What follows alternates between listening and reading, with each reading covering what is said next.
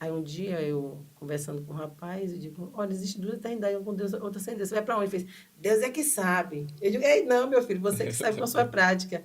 E naquela vez diz assim, ó, morreu, descansa a cabeça. Não, não, não, não, não. Depois da morte, segue esse juízo. E quando esse juízo chegar, o que é que eu vou apresentar diante dele? Você entende? Sim. Então é isso aqui por isso que nós trabalhamos nesse sentido. E aí quando chegou já 2018, a dinâmica mudou como nós aumentamos agora.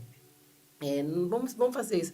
Vamos fazer ação social também com a comunidade. Porque antes a gente só fazia um cemitério, Sim. ok?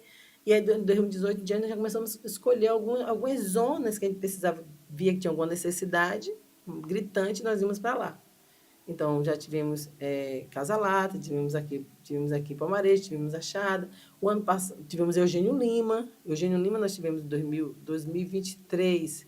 Nós tivemos uma atividade lá em Eugênio Lima que foi muito bom, com criança, com os adultos. Então, teve cesta básica, que nós entregamos também. O ano passado, foi mais recente, foi quando nós fizemos Teatro da Mestre Paz. Né? Teatro da Sim. Mestre Paz.